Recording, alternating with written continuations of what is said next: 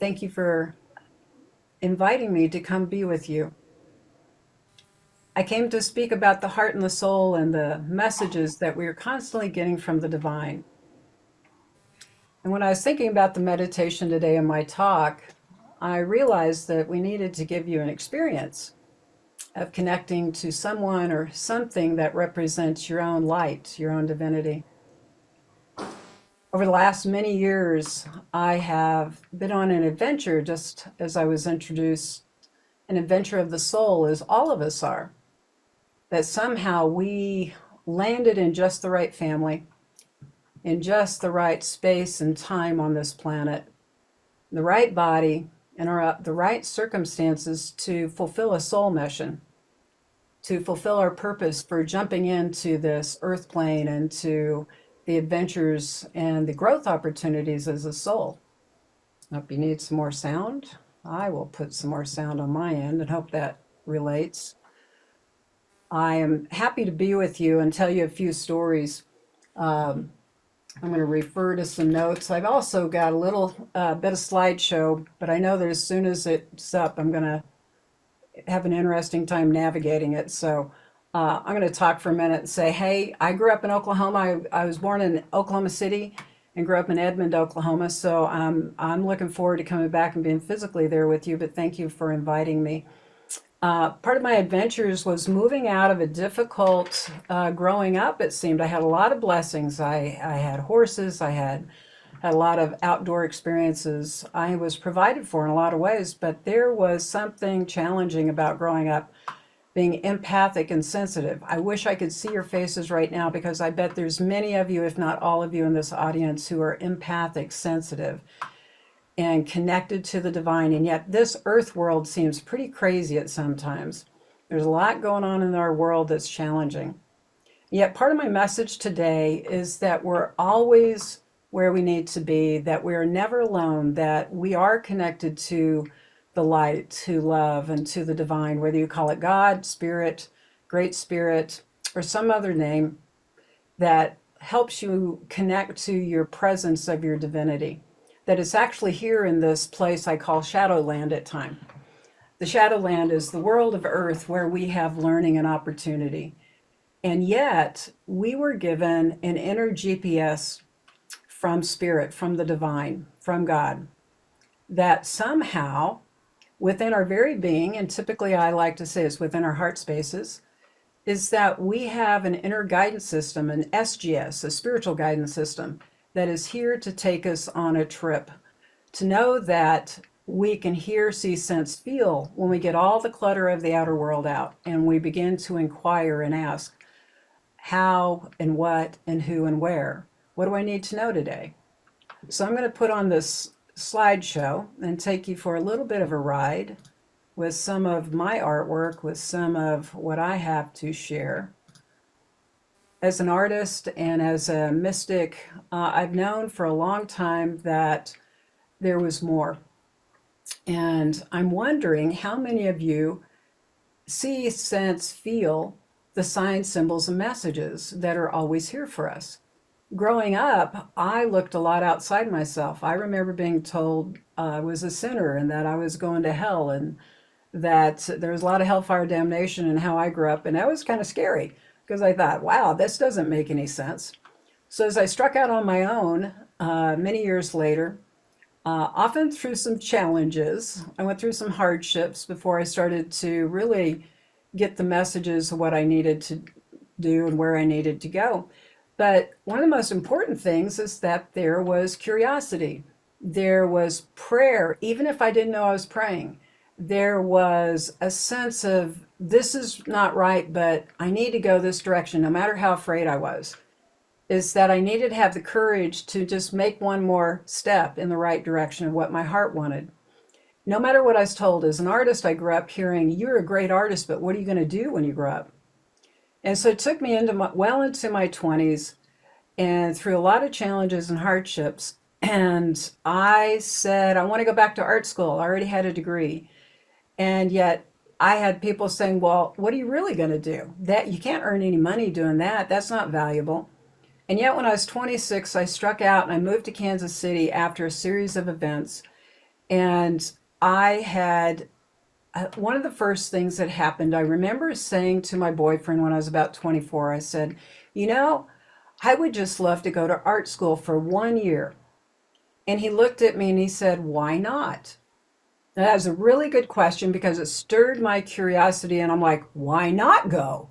It was not a block, it was like an opening door for me. And that is part of the science symbols and messages, that if we will be curious, if we will ask the questions that move us toward what we desire, then the universe will give us all the answers. It will provide symbols, synchronicities, and just the right things we need to recognize we're exactly where we need to be.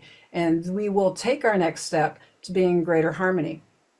Now, I could have said, yeah, why not? That could be a really terrible thing. But I wasn't there. I wanted to go. It was aligned with my heart's desires and my blueprint for being here on this planet. It felt right. But I knew I had challenges. I didn't know how I was going to pay for it. I actually was working through an eating disorder at the time, and that could have stopped me. But ultimately, everything lined up and I made it to Kansas City. And I spent not only 1 year there, but 3 years there. Now, the next synchronicity that happened was not only did I make it to art school to free myself toward what was in my heart's desires and part of my gifts for being on the planet, but also it brought me to a place where I became exposed to more metaphysical teachings, more spiritual teachings that were beyond what I grew up with. I had already started to have them appear on my path before I got there. So I watched a channeling video, which I thought, what the heck is this? But it makes a lot more sense. It's universal laws and truths. And so I started to see the breadcrumbs on my path. We all have them. The breadcrumbs could be a penny, it could be a dream, it could be any synchronicity that comes all around you if you are paying attention. Some of the most important things we can do to align with the messages from the divine is to be curious and to ask, to pray. That when we do that with an earnest heart, all is given. You know, I remember, since I did grow up Baptist, I remember that Matthew 7 talked about ask and you will receive. It will be given to you.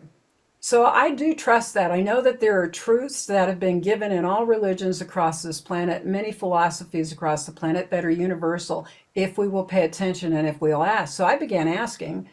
The more I asked, the more things were shown to me.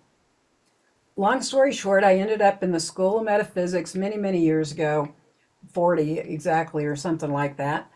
And I remember so many things happening, so many synchronicities as I started into those lessons, that it moved me out of some corporate work into freelancing for my artwork. Now, all this is very wonderful, but it's gotten more exciting and more deep. Even through all the hardships, there have always been a message from my angels that they're there for me. And I know that time seems short, so I'm going to get to this. I'm going to tell you one experience that was amazing. I was in this school as a teacher and a director, and I realized that I was not happy. The teachings were great, but the further I got into directing, management, all that teaching, there was things that weren't right, and I was disturbed by it. But I didn't think I could leave because I didn't know where I'd go. And so one thing led to another, and I ended up going to do a shamanic journey with one of my students, which was kind of not okay by the higher ups, but I did it anyway. And when I went, I didn't have any idea what she's doing. It's nothing like what I've learned in the last 18 years with the practices that I've taken on and learned from shamans around the world. But one of the things that happened was she took me into a meditation, basically. And in the meditation, she asked me to close my eyes and imagine a hallway.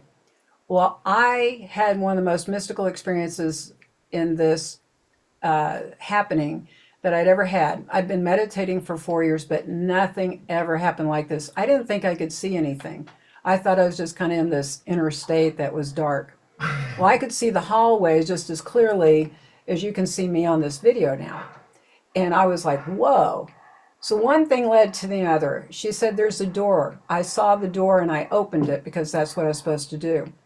When I opened it, I saw a fairy, angel fairy, that was really little, all the way on the ground when I looked down. And I thought, I would just love to hug her. Now, the interesting thing that happened was one of the most mystical experiences that ever happened. I hugged her and I burst into light. The room I was in was gone. Everything was gone. I was in pure white light. I had no body. I had two other consciousnesses there, and it was pure omniscient love. Now, one of the things that happened in this was I was like shocked and yet amazed all at the same time. This is where I became aware that there was no answer other than love, no matter the question. I had no questions. Now, fast forward, I was in there for 5 hours Earth time, but it felt like moments. Something brought me back, and I looked at my watch. I said, oh my gosh, I got to go. I got to go teach tonight. I had been gone for 5 hours. And when I drove out of there, I could see neon auras around all the trees and around my students that night. I don't know how I taught. The whole point of this is that something magical happened because I was curious what I needed to do different because I was unhappy in this circumstance, even though there's a lot of good stuff happening. I was led to a place that I've never gone back to in the same manner, and yet I know that it was a gift to tell me that there's only love if we can get out of the illusions of this reality, that our divine is constantly bringing us people on earth and in heaven to help us, whether it be someone who's passed over, an angel, a message from a license plate, a billboard, or a movie.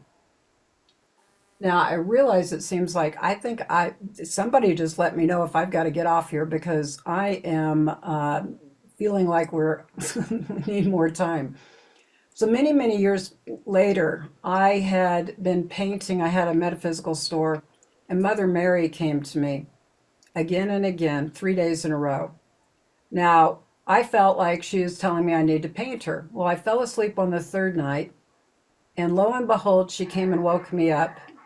And in the middle of the night, she transmitted the imagery of this painting and energy like a packet of love that went into me, that gave me understanding that divine art is symbolic, but it's also energetic and can open the hearts of many, whether there's words spoken or not.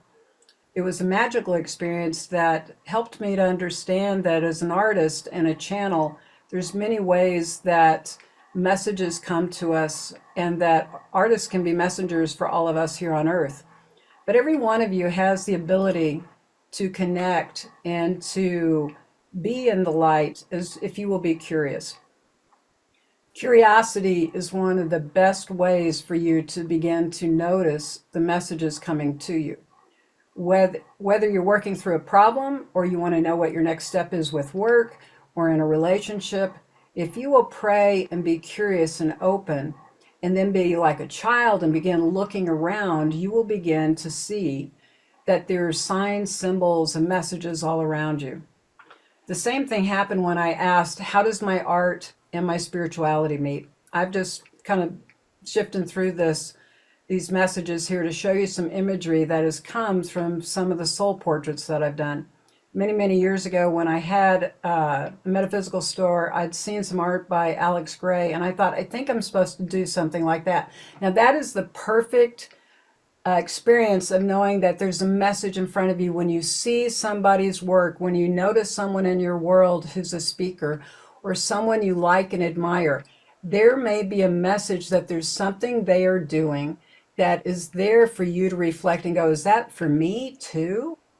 Because when I noticed his work, there was a clear message inwardly. It says, I think I'm supposed to do something like that. Well, I prayed about it, but it took about a year. And about a year later, I heard inwardly soul portraits. I knew exactly what it was. It was a packet of clear information, and it scared the crap out of me. And that's another sign. You'll have an emotional response. Either you'll be very afraid or very excited or both. So I'm going to click through a couple of things here and come back. Sign symbols are everywhere. If you can learn to understand the symbols in your dreams or the signs around you, sometimes they're very esoteric, metaphorical messages. Sometimes they're very direct. But it's about paying attention to the mythology of the world around you. In shamanism, I learned you are the dreamer of this reality. You not only have night dreams, but you have daydreams. Meaning everyone in your world can be a messenger or a symbol. that everything can be guidance around you if you're paying attention and you're being open. So the biggest thing is to let go of control and to show up and be the best you can, to pay attention to the signs and symbols and to pray. Prayers and blessings are part of the path to coming home to yourself and your connection to all that is. Let's see if I've got that. I hope that that came through. I'm going to pause this. Anyway, I believe I've probably gone over my time. I hope that you all enjoyed that. I look forward to talking to you about who you are and the fact that every one of you is a messenger as well as a channel. You just may not be awake to it. So let me know that we're good on time. And thank you for having me.